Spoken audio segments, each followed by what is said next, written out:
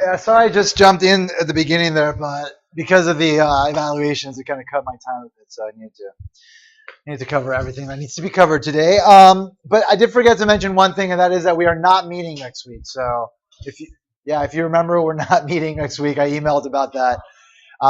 So that's why I'm trying to get through a lot today, and then we'll have only 2 more sessions after this.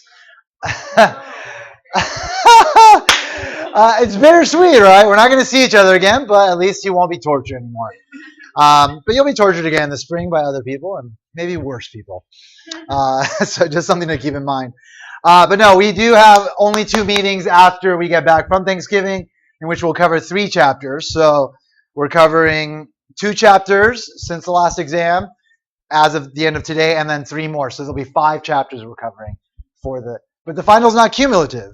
So that's why I don't make it cumulative. I don't want to make it too hard on you. I could have made it cumulative. I chose not to. All right, let's jump into what needs to be covered, and then we will talk about the exam and all that stuff. Yeah.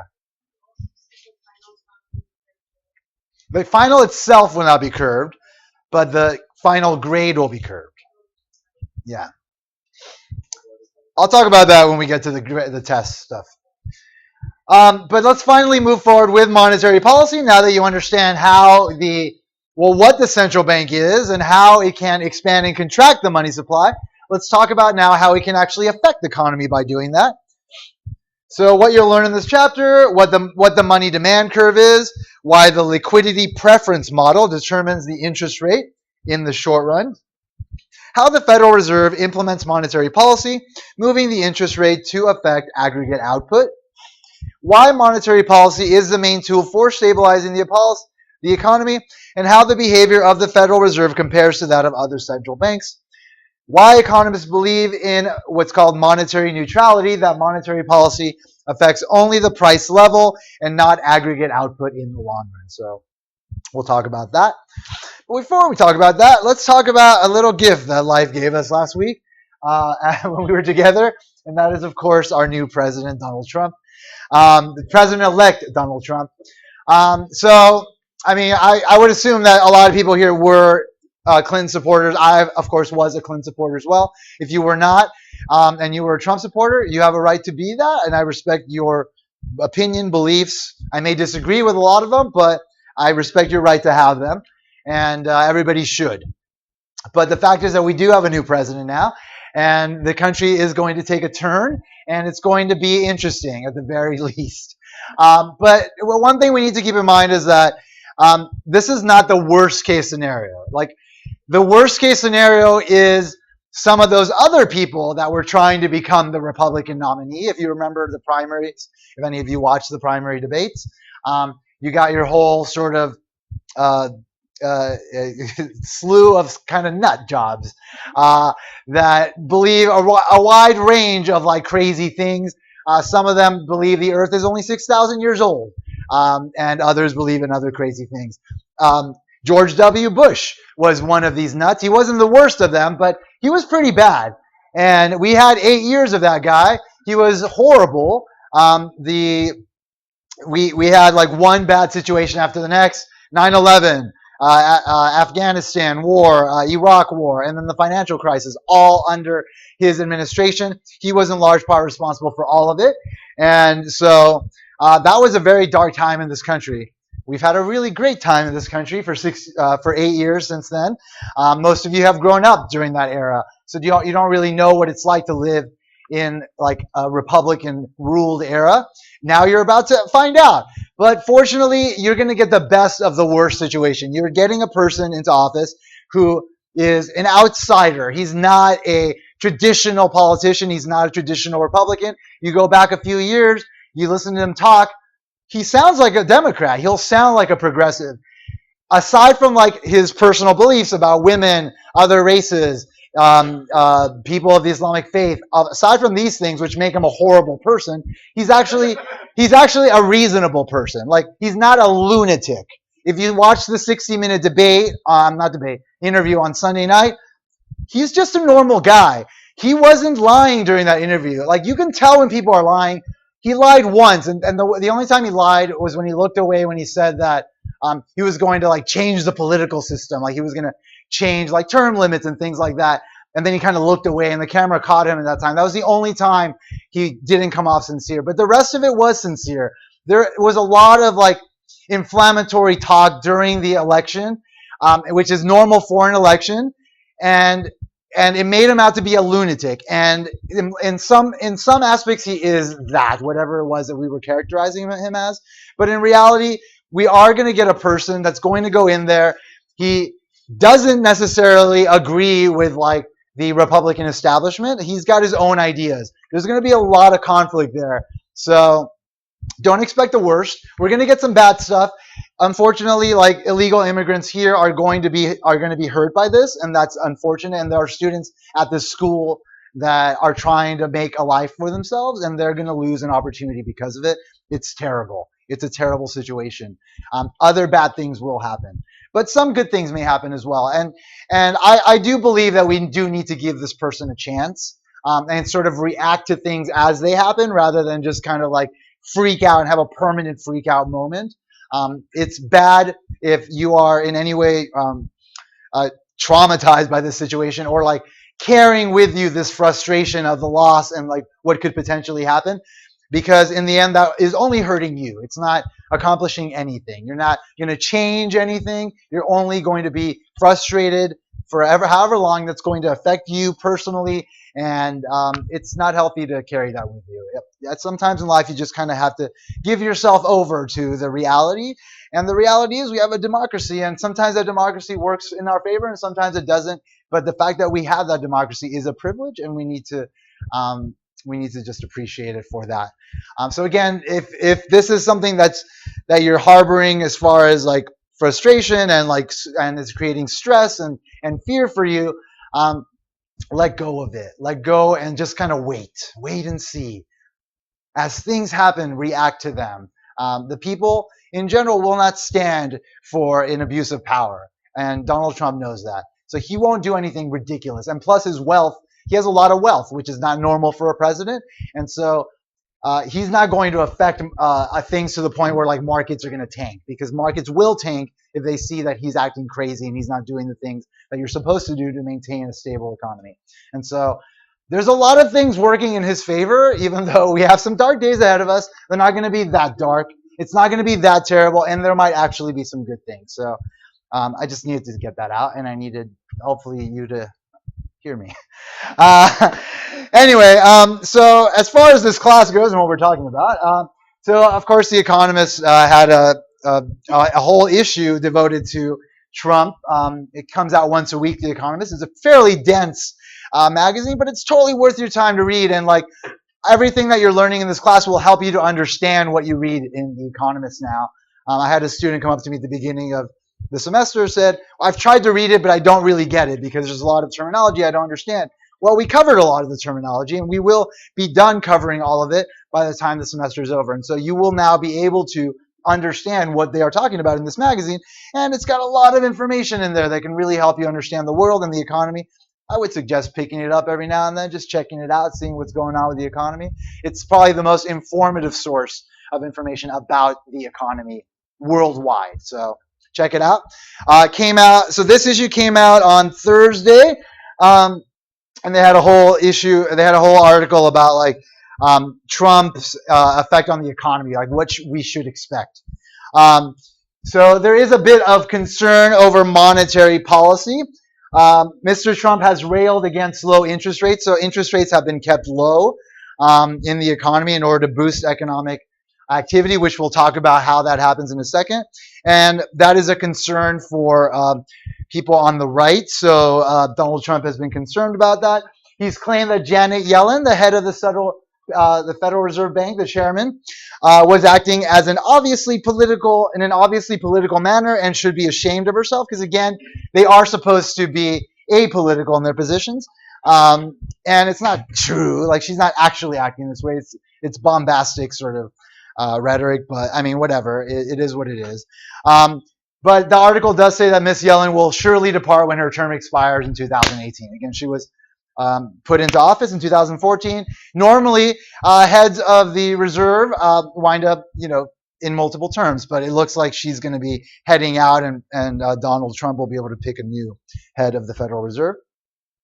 If Mr. Trump's nominee is to reflect Republicans' hawkishness, the expectation of higher interest rates will hang over the economy, though that may have bigger implications for economies outside of America. So the purpose will be to raise interest rates. We'll talk about that in this chapter. But it says that the implications may be bigger for economies outside of America because, and we'll talk about this when we get to the final chapter we'll cover in international economics, but there's international investors and they're always looking for the highest rate of return. So if we have higher interest rates then investors will want to invest money into our country. In order to invest money in our country, they need to get dollar bills. So the demand for our dollar bills will go up. That means the value of our dollar will go up. That means our goods will become more expensive.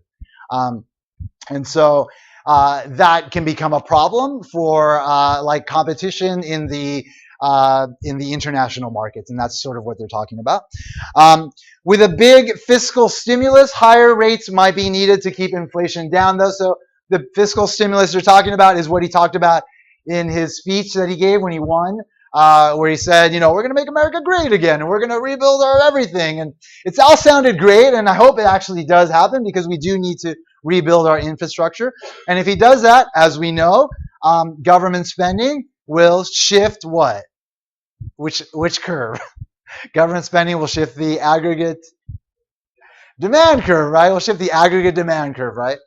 To the right, increasing the price level. And so the higher interest rates will help to sort of mitigate the increase of inflation is what they're talking about. So again, right there, like you can kind of use what you've learned in this class to understand what may be happening in the present and in the near future. That's what this class is about beyond just like tests and stuff in books and like getting a grade. It's about actually learning about the world, how it works, especially during these times where things are changing. And if you're not really paying attention, understanding, you can get completely lost.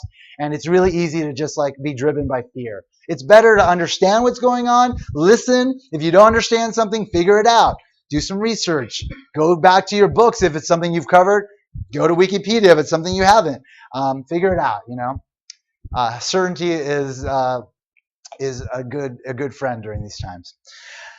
And then finally, it said that would send the dollar higher, again, hurting American manufacturers and increasing the lure of protectionism, which that's the international effects of higher interest rates. Like again, it would send our dollar higher. It would hurt American manufacturers because our goods would be more expensive. People would buy stuff from other countries, and when that happens, in order to protect our industries, and we have to raise protections like tariffs, taxes on things coming in order to remain competitive against them, which is a problem because we should be heading towards a more unified world economy rather than an isolated one. So I don't know. A lot of things could or could not happen in the years to come, but at the very least, like hopefully, this class will help you to understand some of those things, and that's a good thing.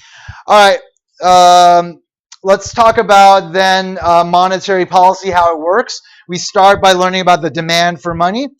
So in order to understand the demand for money, we have to think about the opportunity cost of holding money.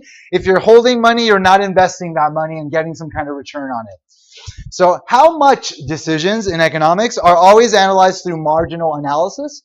So in microeconomics, if you've taken it, we always analyze how much decisions, how much of something should I do? Should I buy one more unit of something? Should I produce one more unit of something? Well, let me check the marginal benefit versus the marginal cost to figure out how much more I should buy.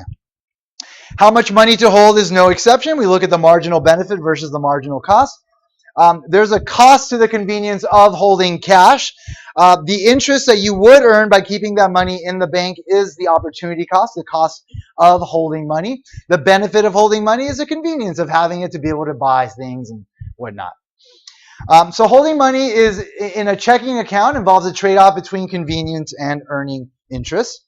Many banks offer what are called, again, certificates of deposit or CDs, which pay a higher interest rate than ordinary bank accounts do because, again, you're giving up the right to use that money to buy goods and services for a longer period of time. And so they are compensating you with a higher interest rate, which then raises the opportunity cost of holding money. So there's a distinction between short-term interest rates and long-term interest rates that's important here. Short-term interest rates are the interest rates on financial assets that mature within less than a year. All short-term interest rates tend to move together as these assets compete for the same business. And then you have long-term interest rates on financial assets that mature a number of years in the future. So here's our federal funds rate. Again, that rate at which banks borrow and lend to each other overnight in order to satisfy reserve requirements in the Federal Reserve. In June of 2007, it was 5.25%. 1 month certificate of deposits, 5.3%. So you can see those are moving fairly close together. Again, federal funds rate our federal fund loans are like 2-week loans at max, usually just a day though. So that's another short-term rate, pretty close together. In June of 2008, rates dropped as the markets were tanking, and policies were trying to increase the amount of activity in the economy. But you see that short-term rates are moving together again. Interest-bearing demand deposits. So those are like checking deposits. Here they are at 2.3%, 2007, 2008, 1.24%. So these are all short-term rates. Currency obviously has no return at all. This line tells us the spread between the CDs, the certificates of deposit, minus the interest-bearing demand deposit. So the amount that you're willing to be compensated above just being able to access your money any given day for saving it for, let's say, a month or whatever, and not withdrawing it. You're compensated in this case 3 percentage points, and CDs compensate you 5.3% above just holding your currency, which again represents the opportunity cost of holding your money. But the opportunity cost fell as of June of 2008. Now, short-term rates are the ones that affect the money demand, and we'll ignore the distinction right now between short-term rates and long-term rates. All right, so let's talk about this money demand curve. So the money demand curve, any kind of demand always is a relationship between the price of a good and the quantity demanded of the good. In this case, the price of the good is going to be the interest rate, the opportunity cost of holding money. The higher the interest rate, the less people want to hold money. The lower the interest rate, the more people want to hold money. The quantity of money individuals and firms want to hold is other things equal negatively related to the interest rate. So that gives us the money demand curve, which shows the relationship between the interest rate and the quantity of money demanded. The relevant interest rate is from those assets that are close to money, near monies, that are fairly liquid, like the CDs. All right, let's talk about what shifts the money demand curve. There are 4 things that will shift the money demand curve, meaning that people will either want to hold more or less money at any given interest rate due to a change in the price level, in the aggregate price level, changes in real GDP, changes in credit markets and banking technology, and changes in institutions themselves, like government institutions, laws, etc. So here's our money demand curve at any given interest rate. So initially, let's say at this interest rate, folks are willing to hold this much money. Because of one of these reasons, let's say the money demand shifts to the right. That means at any given interest rate, folks are willing to hold more money. So that's an increase in the money demand. And a decrease in the money demand, again, represents a leftward shift of the money demand curve, in which at any given interest rate, folks want to hold less money than they were holding before.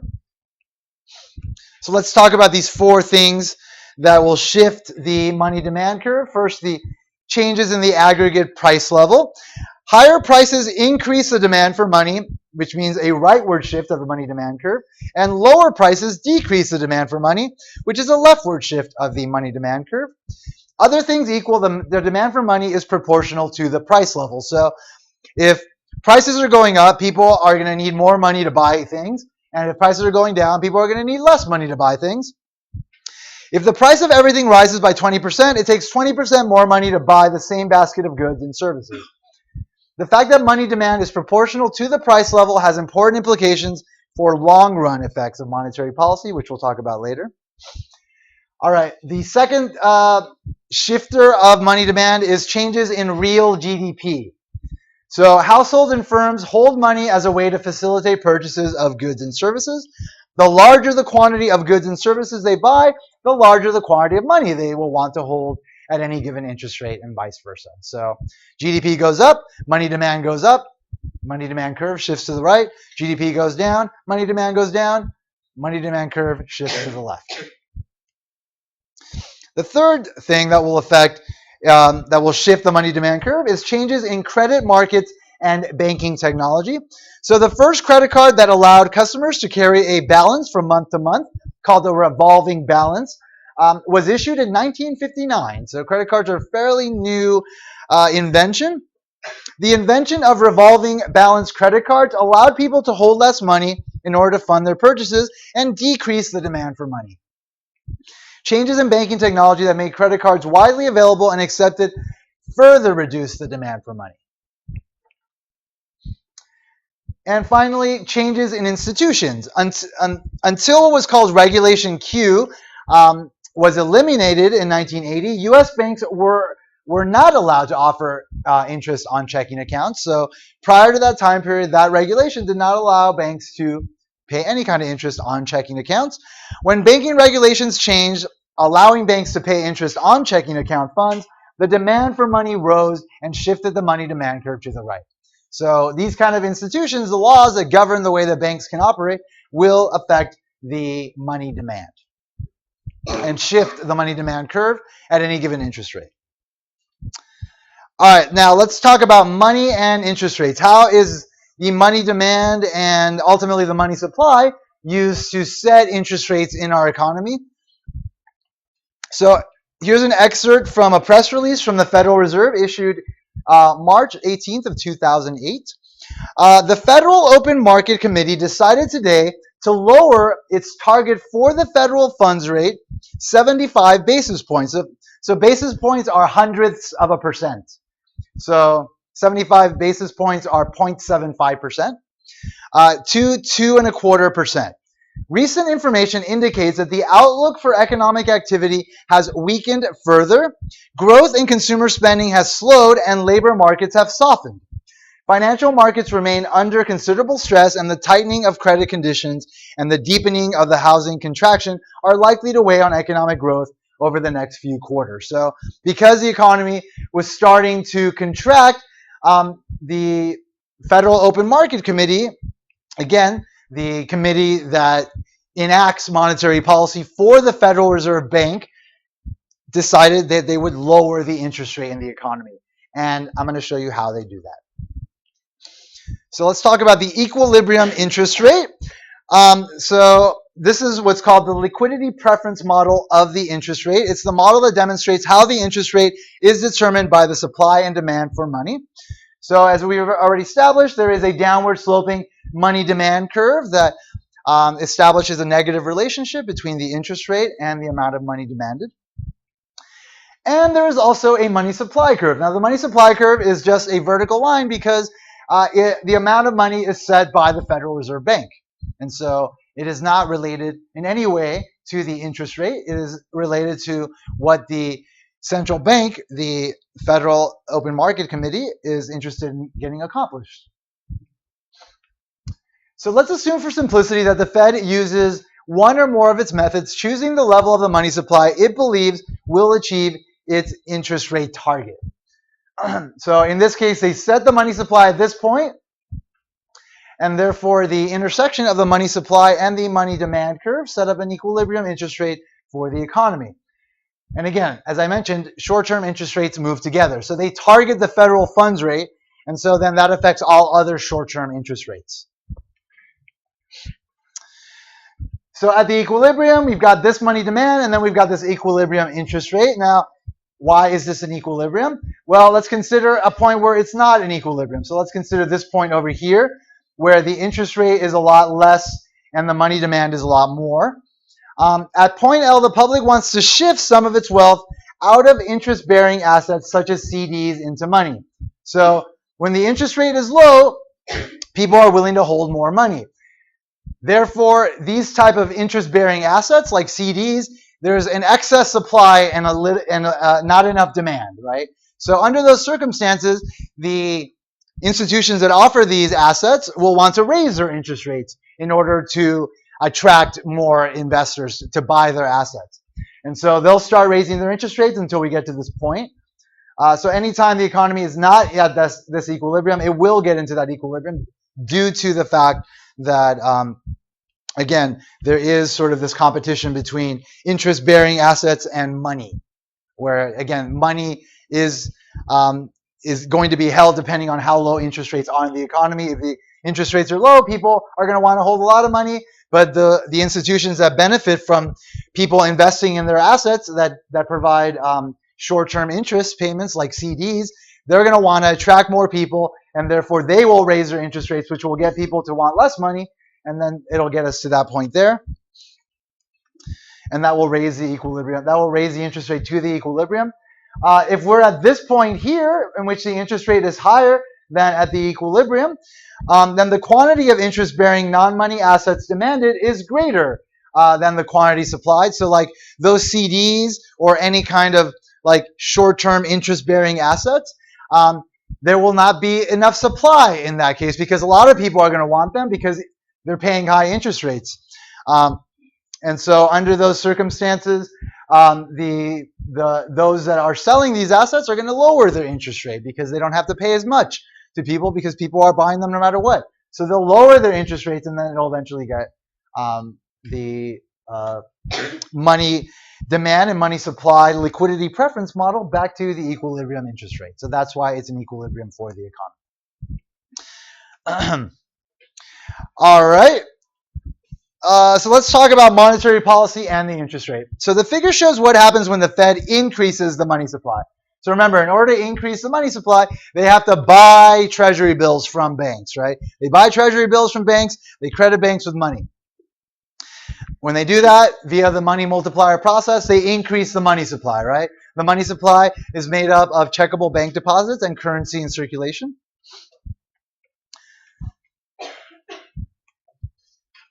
So let's say the economy, the amount of money is in equilibrium initially. So here's the money demand, here's the money supply, and the Federal Reserve wants to lower interest rates because for whatever reason, like they feel that like there's not enough economic activity, so they want to spur some investment spending, right?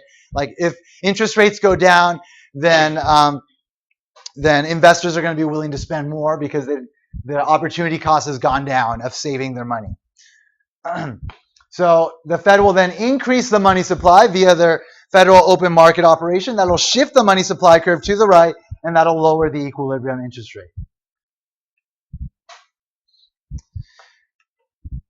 And of course, there is the opposite case as well. If the economy is like in an inflationary gap, where again the economy is above its potential output, prices are going up, there's not enough natural unemployment. We are below our point of natural employment, so therefore wages are going up. Not enough workers in the economy. At that point, you want to kind of rein in the economy. You want to stop it from heating up too much. So therefore, what you can do is you can raise the interest rate. How do you do that? Well, you got to lower the money supply. How do you lower the money supply? Well, you got to sell treasury bills. So the Federal Reserve sells the treasury bills to the commercial banks. The commercial banks pay them with reserves, which means they can't lend out as much money, which means via the multiplier process, the money supply contracts. So the money supply becomes less, so it shifts to the left via an open market sale of treasury bills, and that gets us to a higher equilibrium interest rate, which then raises the opportunity cost of investing, which means that investors will then invest less, and then aggregate demand will shift to the left. All right, let's talk about long-term interest rates, because like if there are long-term interest rates, then why is the Federal Reserve Bank only targeting short-term interest rates? So long-term interest rates don't move with short-term interest rates. So what does that say about monetary policy? So let's talk about the relationship between long-term and short-term interest rates. And again, long-term interest rates are interest rates on assets that have long-term maturity. So again, bills, treasury bills are like 1 year or less in maturity. CDs are like 2 weeks or a month or maybe 3 months, whatever the duration is, but it is short-term. Federal funds are short-term. But you might have, like I mentioned, notes, treasury notes. Those are 2 to 10 years in maturity, so those are long-term assets. The treasury bonds are like go up to 30 years, and there's a bunch of other assets that have like long maturity, and so that's what the long-term interest rates are, and that's where they come from. So let's say Scott Summers, who has already decided to place $10,000 in U.S. government bonds for the next 2 years. Is trying to figure out what to do. Should he put them in short-term bonds or long-term bonds? So he has yet to decide whether to put the money in 1-year bonds at a 4% rate of interest or 2-year bonds at a 5% rate of interest. So suppose that Scott expects the rate of interest on 1-year bonds to rise to 8% next year. So he expects the short-term interest rates to increase next year. So therefore, he'll buy that 1-year bond at 4% this year. So he has that $10,000. So he'll earn $400 in interest there. And then next year, the short-term interest rate will go up to 8%. So he'll have $10,400. He'll invest that, multiply it by that 8% interest rate, and he'll get $832 in interest payments in total. So the total 2-year return will then be the $400 plus the $832. So that's $1,232 as a fraction of 10,000. So he'll get a 12.32% return on his investment in these short-term assets, given that the short-term interest rate is going to double in the next year. Let's say he didn't get the short-term assets. He bought the initial 2-year bond that had the higher interest rate of 5% per year. So then under that scenario, he invests $10,000, earns 5%, therefore gets $500 at the end of the first year. And then the second year, again, he gets another 5% on the $10,000. It's not compounded because it's just one asset that's giving them a return for 2 years. So $10,000 times 5% gives them, in this case, another $500, which winds up being $1,000 total. I should have said $500 there. So we've got 1,000 as a fraction of 10,000. So the 2-year bond will give him a 10% return on his investment of $10,000, which is less than the 12.32% return.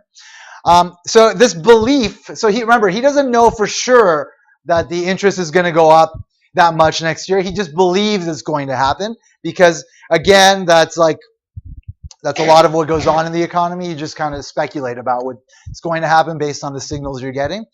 So the belief that the 1-year rate will increase next year is the deciding factor on which investment to choose. Because if the 1-year bond does not go up, then he would just have 4% from that 1-year bond the first year, $400, and then again 4% the second year when he bought that 1-year bond again. So 10,400 times 4% is 416. So the total 2-year return would only be 8.16% in that case.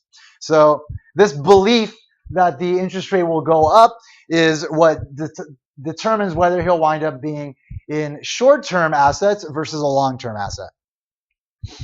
So the same considerations apply to all investors that are deciding between short-term and long-term bonds. If they expect short-term interest rates to rise, then investors may buy short-term bonds even if long-term bonds bought today offer higher interest rates today. If they expect short-term interest rates to fall, investors may buy long-term bonds even if short-term bonds bought today offer a higher interest rate today. So what the example suggests is that long-term interest rates largely reflect the average expectation in the market of what's going to happen to short-term interest rates in the future. And so that's what this whole thing is about, is sort of that is the main connection that needs to be understood about short-term and long-term interest rates. Long-term interest rates embody the beliefs about what's going to happen to short-term interest rates. When longer-term interest rates are higher than short-term interest rates as they were in 2014, the market is signaling that it expects short-term interest rates to rise in the future. And therefore, the Federal Reserve Bank just focuses on short-term interest rates because regardless of what they wind up doing, that those rates will eventually wind up affecting long-term rates. And long-term rates do embody the belief of what will be happening to short-term rates in the long term. Plus, risk is also a factor when determining what duration to invest in. So suppose that there is some chance that Scott will need his cash after just 1 year due to some emergency medical bill. So if he were to tie his money up in a 2-year bond, then he might wind up in a situation where he has to face penalties. So if he buys a 2-year bond, he'd have to sell those bonds to meet the unexpected expense. The price he would get for those depends on what has happened to interest rates in the rest of the economy. So in order to get out of a bond, you have to sell the bond, and if things are going bad, then you could wind up taking a loss. So bond prices and interest rates move in opposite directions. So if the price of a bond goes up, interest rates go down. If the price of a bond goes down, then interest rates go up. They move in opposite directions. So this means that Scott will face extra risk if he buys a 2-year bond rather than the 1-year bond. If a year from now bond prices fall and he has to sell his bonds in order to raise cash, he will lose money on the bonds. That's fine. Owing to this risk factor, long-term interest rates are on average higher than short-term interest rates in order to compensate long-term bond purchasers for the higher risk that they face. So long-term interest rates also embody this sort of inclusion of the risk, and therefore the information embodied in them is a little bit different than it kind of muddies the signal of like what the Federal Reserve is trying to accomplish. So that's why, again, it focuses on short-term interest rates. So here is the target federal. So that interest rate that they're targeting is that federal funds rate. Again, it's that rate that the banks charge each other for overnight loans in order to meet the reserve requirements. And again, short-term interest rates move together, so all the other short-term interest rates move along with it. So this is the one that they target. So this is a time series showing what the Federal Reserve has sort of accomplished from 2004 to 2014. The purple line represents the target federal funds rate, what they're trying to accomplish, and then the kind of squiggly light blue line behind it represents what was actually happening to the federal funds rate. So via their open market operations, they were trying to accomplish the purple line, and then the blue line is what was actually happening to the rate. So you can see that it's very effective, obviously. It moved pretty close together. And then past 2008, what's happened is they have lowered the interest rate significantly to the point where that it's almost at zero, if not at zero sometimes. And so they wind up with what's called the federal funds rate target band. So they have sort of like a range over which they're trying to keep the interest rate. And that's why you see kind of like this weird like two lines here. But again, like what they do is effective and it works. It's complicated, obviously, but I was able to explain it to you in like about an hour and a half. So, like it's so important. It affects you a lot. It's worth your time to spend that hour and a half in the future if you just forgot all this stuff and like need to figure out how it all works again. Just go back, go to my lecture. I'll leave it on YouTube, whatever. Figure it out. Yeah. Well, they don't necessarily move opposite. No, it just depends on what people think is going to happen with short-term rates. Like if they think short-term rates are going to move up, then long-term rates will likely be higher than short-term rates, but then eventually they'll like be at the same level. So if long-term rates are different than short-term rates, it's because people expect short-term rates to get either higher or lower in the future. But eventually they do converge.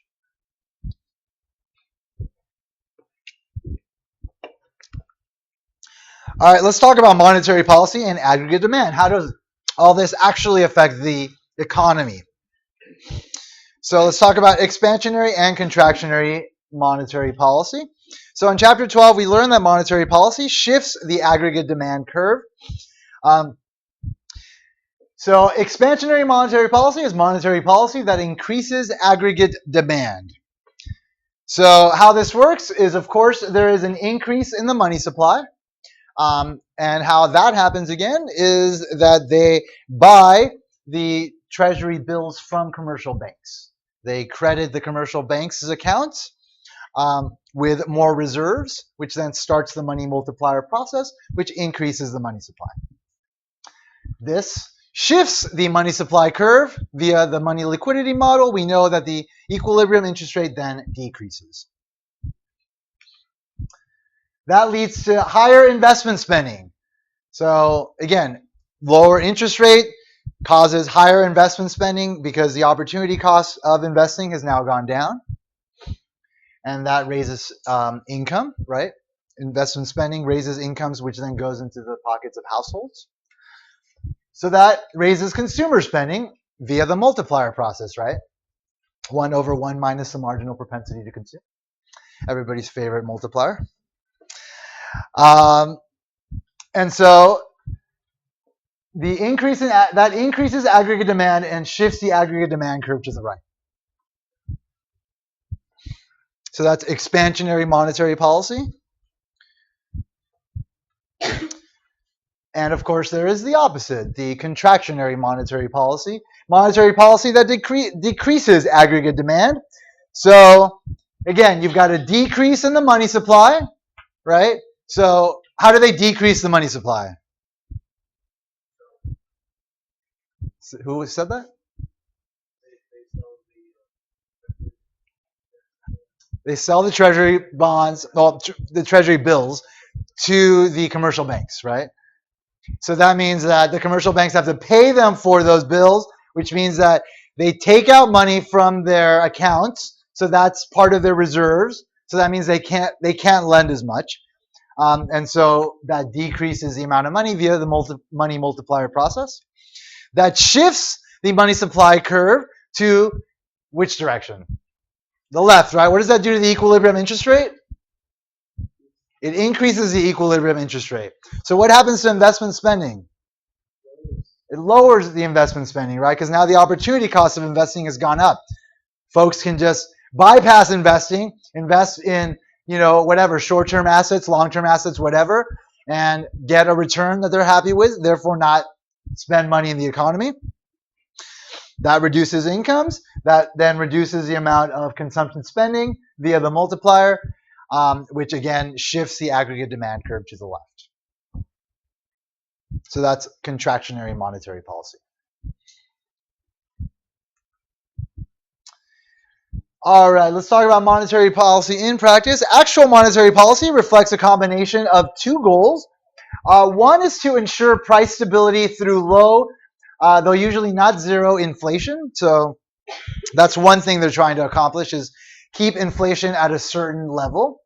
And the other is to try to fight recessions. So those are their two targets that they're trying to affect the economy through.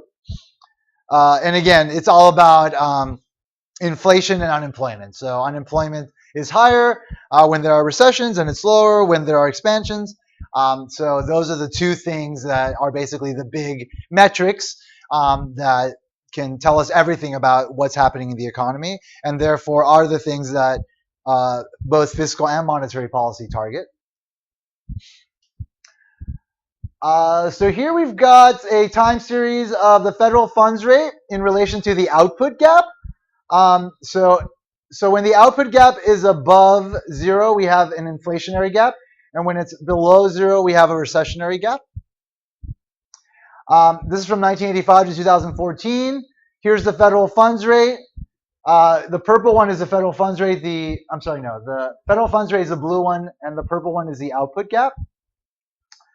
And then over here, we've got the federal funds rate and the inflation rate. So you can see that everything kind of moves close together. So whenever the output gap is positive, again, that means we're in an inflationary gap, and that's when the federal funds rate goes up, which is meant to cause contractionary behavior in the economy, right? Shifting the aggregate demand curve to the left via the process that I just went through. And whenever the output gap is negative and we're in a recessionary gap, the federal funds rate decreases and is meant to sort of, again, increase the amount of aggregate demand in the economy, which then increases the amount of activity, leading to higher equilibrium GDP. And inflation as well. So if inflation is high, the federal funds rate drops, and again, it is meant to try to rein in that kind of behavior in the economy where it's kind of heating up. So in the 90s, the Fed left rates steady for several years. So over here, the federal funds rate is kind of like stable, and that's because the economy developed a positive output gap due to low inflation, and so they were more looking at kind of controlling inflation versus the output gap, and that's why they kind of left it alone, even though we had a big sort of inflationary gap during that era. So they are always kind of trying to figure out like which one should I be targeting? Should I be targeting the output gap versus the inflation rate? And there's a couple of different ways of thinking about it. So there's this thing called the Taylor Rule for monetary policy. In 1993, Stanford economist John Taylor suggested that monetary policy should follow a simple rule that takes into account concerns about both the business cycle and inflation. He also suggested that actual monetary policy often looks as if the Federal Reserve was more or less following this proposed rule. So he proposed a rule, and then he showed that like the policy that's been enacted is pretty much already following the rule. So the Taylor Rule for monetary policy is a rule that sets the federal funds rate according to the level of the inflation rate and either the output gap or the unemployment rate. A widely cited example of a Taylor Rule is a relationship amongst federal policy, inflation, and unemployment that was estimated by economists at the Federal Reserve Bank of San Francisco. So they took a bunch of data over however long they had the data with respect to like the federal funds rate and the output gap and inflation, and they used statistical analysis to then estimate the relationship I'm about to show you. So these economists found that between 1988 and 2008, as actually the data was only for 10 years, the Fed's behavior was well summarized by the following Taylor Rule. So the federal funds rate wound up being equal to 2.07 plus 1.28 times the inflation rate. So when the inflation rate was high, the federal funds rate went high in order to try to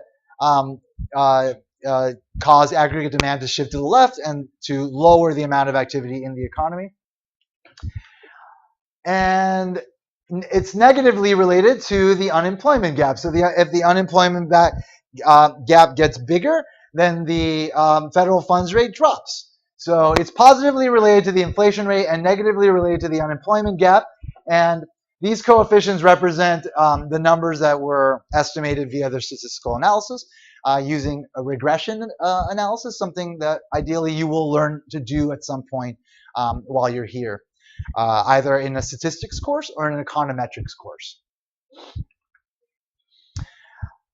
So this purple line here represents the federal funds rate Taylor Rule that was represented by that equation that we just saw. So the actual federal funds rate tracked the predicted rate quite closely through the end of 2008. So during that period, the federal funds rate is the blue one. That's the actual rate that occurred in the economy. And the purple one represents the one that they estimated via this relationship. And so you can see that it actually wound up moving pretty closely together, which shows like how important, like, well, first of all, like these two monetary policy targets are to the Federal Reserve Bank, both unemployment and inflation. They focus on both of them. But also that like it's a good rule, like it works. It helps us to sort of explain how things work. The only thing that becomes a problem is this area here, and that's because post 2008 we basically lowered interest rates down to zero. But based on the Taylor Rule, we should have actually made them negative. But you can't actually make the interest rate negative, because what that would mean is that then you would be paid to borrow money rather than being paid to borrow money. And strangely enough, like there are actually assets right now in the world where that is actually happening. It's a weird time in the world, and because there's been so much volatility, that people feel that their money is safest in some like government assets, that to the extent that they're actually willing to pay to own the debt. So like the governments borrow money from them, and then they are paying for the privilege of lending them money rather than being paid to lend them money, because the asset's safe, versus like if you put your money in other places, you could wind up losing it because there's volatility in markets. So people are willing to pay for these, are willing to have like these negative interest rates on assets right now, on some very specific assets. It's a very perplexing time. There's a lot of articles in The Economist about it all the time. It's like how weird it is. But anyway, after that, after 2008, the Taylor rule called for negative interest rates, which aren't possible ultimately. So let's talk about inflation targeting. Until January of 2012, the Fed did not explicitly commit itself to achieving a particular inflation rate. In January of 2012, though, the Fed changed course and announced that it would set its policy to maintain approximately 2% inflation rate per year. So this was called inflation targeting. Occurs when the central bank sets an explicit target for the inflation rate and sets monetary policy in order to hit that target. The Central Bank of New Zealand, which was the first country to adopt inflation targeting, specified a range for the target of about 1 to 3% a year. Other central banks commit themselves to achieving a specific number. So here we've got New Zealand, Canada, roughly 2, Sweden, roughly there, and that band represents sort of like the range over which it's acceptable to them. Britain has a specific target of 2, Norway about roughly 2.5, 2.6%, and the US is roughly about 2% too. So everybody's kind of like at around the same place. Everybody accepts some degree of inflation, right? Some degree of prices going up by a certain amount from one year to the next. We learned about how to measure inflation in the first part of the course. Because again, like you have to kind of accept some inflation because we do have economic growth always occurring, and that is going to always sort of spur us to have this propensity to be heating up. So you don't kind of want to rein that in too much because you do want the economy to grow, and so you kind of have to accept a little bit of inflation. So one major difference between the Taylor rule or inflation policy is as follows. Inflation targeting is forward-looking. It is based on forecasts of future inflation. So they kind of think about like what may happen with inflation and kind of set their target based on that, versus the Taylor rule, which is backward-looking. It adjusts monetary policy in response to past inflation. So again, the Taylor rule is set up based on looking at data from the past and then sort of figuring out how has it behaved. Okay, it's behaved like this relationship that we've identified via statistical analysis, and now we're going to follow that. So that's backward looking versus, again, inflation targeting is forward looking. So advocates of inflation targeting argue that it has two key advantages over a Taylor rule, and those are transparency and accountability. So economic uncertainty is reduced when the central bank's plan is transparent. When people know what the central bank is planning to do, then they feel more secure about what's going to happen in the economy, what's going to happen with interest rates, what they should be doing as far as investing or not investing. So again, the public knows the objective of an inflation targeting central bank. They understand what the central bank is doing under those circumstances. The central bank's success can be judged by seeing how closely actual inflation rates have matched the inflation target, making central bankers accountable under those circumstances. Critics of inflation targeting argue that it's too restrictive because there are times when there are other concerns aside from inflation, like the stability of the financial system, and that should take priority over achieving any particular inflation rate. So there is a little bit of a controversy with respect to either targeting inflation or using a Taylor rule, which looks at both inflation and the unemployment gap as the central motivators for monetary policy. So let's talk a little bit more about the zero lower bound problem, the fact that interest rates can't fall below zero. So why aren't negative interest rates possible? So nobody would ever buy a bond yielding an interest rate less than zero because holding cash would be a better alternative, you would think. But like I mentioned, some assets right now have negative interest rates and people are buying them. It's weird. But this circumstance is called the zero lower bound problem for interest rates. Interest rates cannot fall below zero. And it's a problem for monetary policy because once you hit zero, then you're kind of neutered at that point with respect to what you can do with your normal policy tool, which is to affect the federal funds rate. So this does set limits on the power of monetary policy. In November of 2010, then, the Fed began an attempt to circumvent this problem, which went by a somewhat obscure name of quantitative easing. So they came up with like this different tool they could use for monetary policy, which was meant to actually affect long-term interest rates. So instead of purchasing short-term government debt, it began buying longer-term government debt, 5-year and 6-year bonds rather than 3-month treasury bills. As we know, long-term interest rates don't follow short-term interest rates. So the Fed hoped that direct purchases of longer-term bonds would drive down the interest rates on longer-term debt. So the demand for longer-term bonds increases, so that increases the equilibrium price. As I mentioned, the price of a bond moves in the opposite direction of the interest rate that it pays. And so if the bond prices are going up, those long-term interest rates would be going down as a result. And that was what they were trying to accomplish.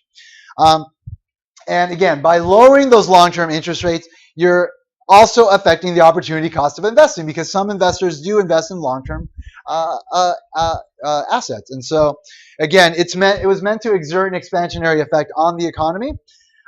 Later, the Fed expanded the program further, also purchasing mortgage-backed securities, which normally offered somewhat higher rates than U.S. government debt. So those are the CDOs I mentioned, the collateralized debt obligations. They actually, a lot of the reason why they did this was to take these bad assets off of the balance sheets of banks in order to quell the fears of financial ruin of these banks. So the Federal Reserve took a lot of those assets off of their hands. A lot of them wound up having a lot of losses, and so the government did wind up taking losses on what was ultimately the bailout of the financial sector.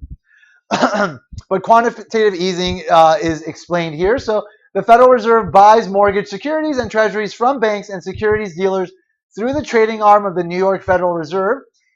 Step 2, they remove these safer investments from markets and push down yields on those investments. So again, they buy the assets, so the demand increases, which lowers the price, which increases the demand increases, which increases the price, increases the equilibrium price, which lowers the interest rate, which is called the yield. That's what we call the interest rate on assets. We call it the yield.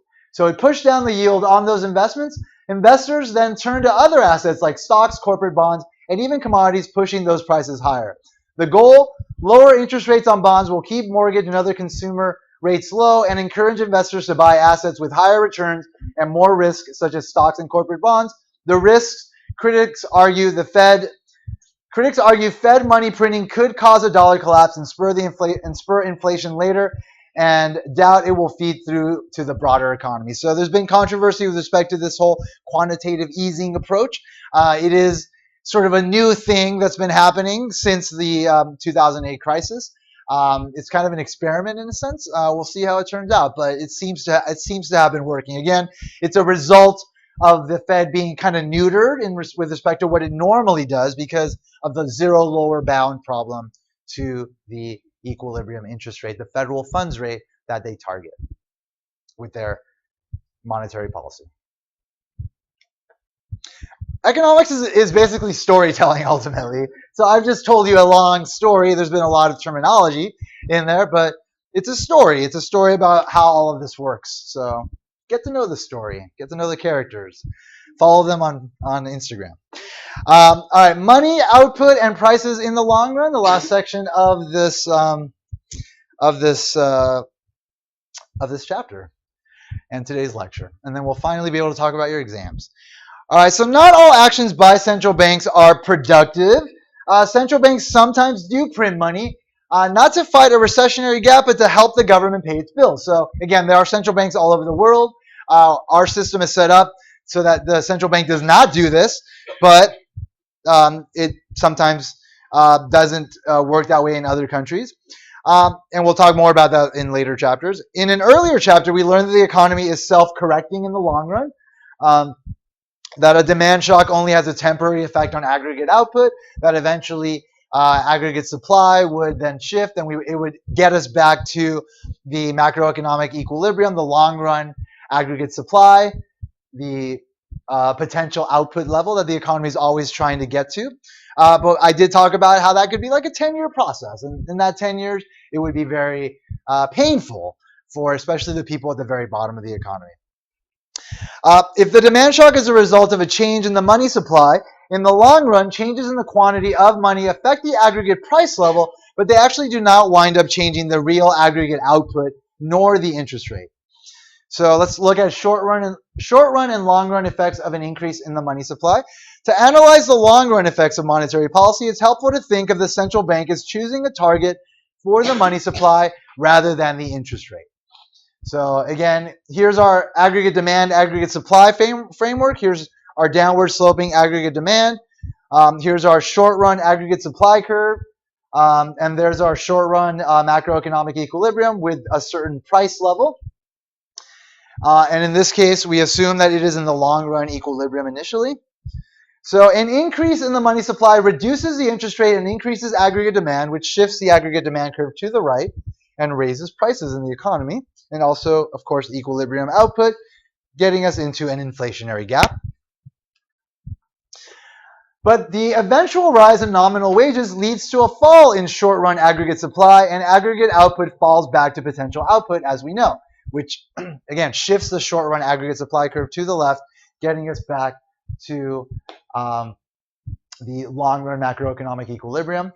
So the only effect that we had by increasing the money supply in the long run is to raise prices. That's all that ultimately happened in the long run. So a related issue is what's called monetary neutrality. A change in the money supply leads to an equal proportional change in the aggregate price level in the long run. If the money supply falls 25%, the aggregate price level falls 25% in the long run. Suppose all prices in the economy double. Suppose the money supply doubles at the same time. This will wind up having zero effect on the economy in real terms, in terms of what you can actually buy with money. If the money supply doubles and all prices double, nothing's really changed. All real variables, again, real adjusted for inflation variables in the economy, such as real GDP and the real value of the money supply, the amount of goods and services that it can actually buy, are unchanged. So that describes what's called money neutrality. Changes in the money supply have no real effects on the economy. It would be foolish to conclude from this that the Fed is irrelevant, though. So basically, this tells us that monetary policy in the long run really doesn't affect the output in the economy. And so some could argue that why are we even using monetary policy? But again, it would be foolish to conclude from this that the Fed is irrelevant. Monetary policy does have powerful real effects on the economy in the short run. And in the short run, that's where we live. We live in the short run, often making the difference between recessions and expansions. So again, John Maynard Keynes very famously said, in the long run, we're all dead. So we can wait for the long run, but we'll all be dead. No, in the short run, that's when things matter. We should be using fiscal policy. We should be using monetary policy. So changes in the money supply and the interest rate in the long run. In the short run, an increase in the money supply leads to a fall in the interest rate, and a decrease in the money supply leads to a rise in the interest rate. In the long run, however, changes in the money supply don't affect the interest rate. So here's our downward sloping money demand curve. Here's our vertical money supply curve. Here's our equilibrium interest rate. So an increase in the money supply lowers the interest rate in the short run. So that gets us to a lower equilibrium interest rate. But in the long run, higher prices lead to greater money demand. So that shifts the money demand to the right, raising the interest rate to its original level. So that gets us back to the point that we were at. Um, So here's some evidence of monetary neutrality. Do increases in the money supply really lead to increases in the price level? It's not exact, but yes. So here's some data that shows the average annual increase in the price level and the average annual increase in the money supply. So here's the U.S. There's kind of a one-to-one relationship. The 45-degree line, again, represents a one-to-one relationship. And we can see that most of these countries are kind of close to that line. So that relationship does exist to some extent. It's not one-to-one, but it's pretty close. So again, that does mean that an increase in the money supply leads to a relatively close, equal, proportional increase in the price level. And we are done with this chapter, folks. Congratulations.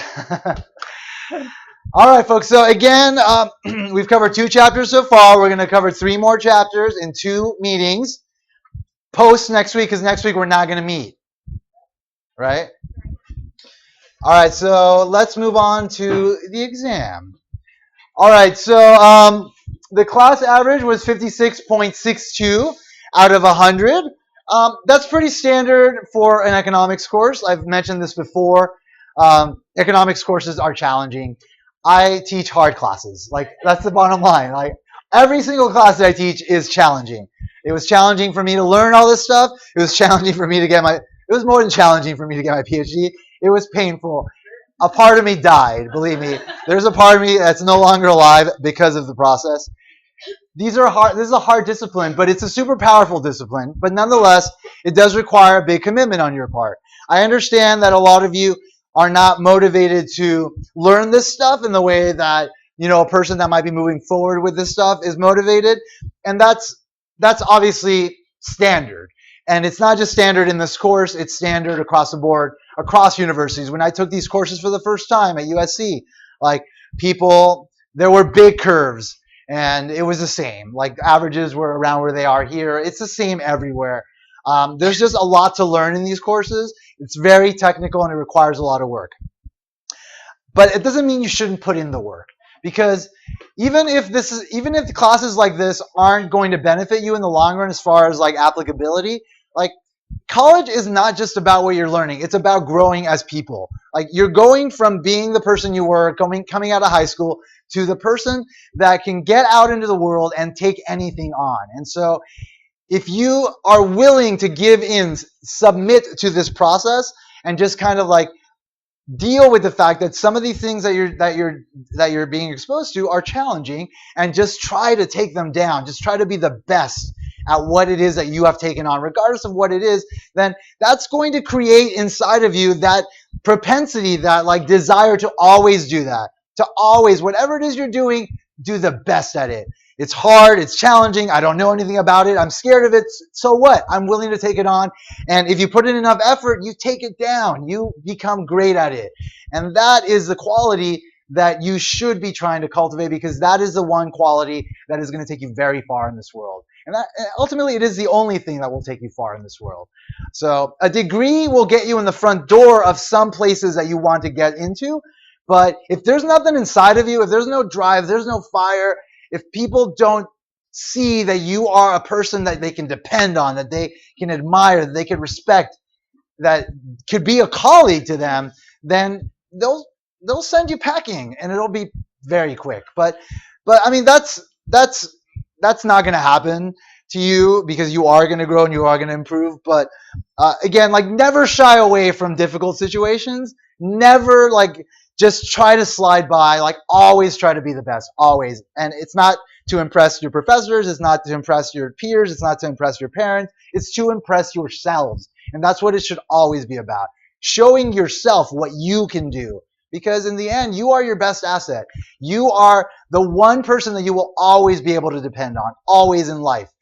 you are the one that you will carry with you forever in any circumstance, no matter what is happening to you. If you know that can depend on yourself, because no matter what is going on, you are going to put 110% into whatever you're doing, and you are going to survive and you are going to persevere, then you're going to be a more confident person. You're going to feel really good about anything that's happening in your life, because you're going to feel secure in the fact that you can handle it.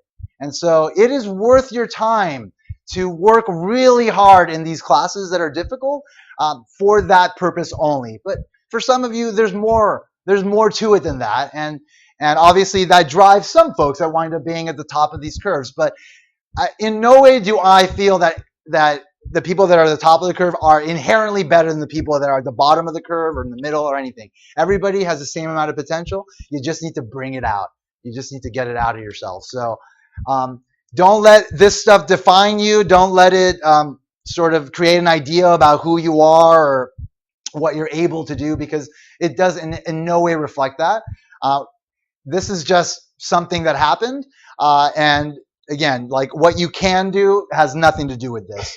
But in the end, obviously this does affect you. And so you do want to do your best to try to wind up as high as possible on this. So again, 56.62% was the average. Standard deviation was 17.23. That means that most people fell somewhere around 49 to 74. The highest score was, though, 96.5. The lowest score was 15. But how I curve is I'll set a target number of points that'll give me a C average for the class. And so what that does is, like, if there's people at the very top, they just wind up getting extra points beyond what the exam is worth. So there's people that got more than 25 points. There's a person that got like 30 points. And that, again, is meant to not hurt everybody else that didn't do so well, because that's generally how a curve works. Like, you'll get the highest score, and that'll be sort of the highest amount of points that you can get in the exam, and then everybody's points are out of that. But the way I curve it is different. So it's not meant to hurt anyone. So about a third to about 40% of the class did wind up getting A's and B's. So just keep that in mind. There's a lot of people doing well in the course as far as like the curves and all that. And there are people actually doing even better than that by actually earning like 80s and 90s. Things that are very possible in this class. So just something to keep in mind. But again, don't feel discouraged in any way if you're not doing well in the class. Situations like this are about, like, just kind of figuring out what you're doing, figuring out what maybe you could be doing differently, and just readjusting and like changing and then adapting and growing and becoming better. So take this as an opportunity. But also, we have about a month left of class. There is a final coming up. Some of you are in danger of not passing. It's not necessarily people that are sitting in the room right now, but I am recording this, so I'm talking to everybody. But there are people that are in danger of failing, and there will be people that will fail this course. So that is just something to keep in mind. Some of you will not pass the course. It's not okay to just get by, because at the very least you could wind up blowing the whole thing and then having to retake the course, etc. So work really hard these next few weeks. Like, just be as dedicated as you can be. It is worth your time. This will end, right? Like, we're going to be done at December something, and then you're going to get like 5 weeks off, and you can just like let go of the whole thing, decompress, forget it all happened, and then just kind of like, reboot and then take it on again in the spring. But now is really the time to like take this seriously and hit it really hard. So just do your absolute best moving forward.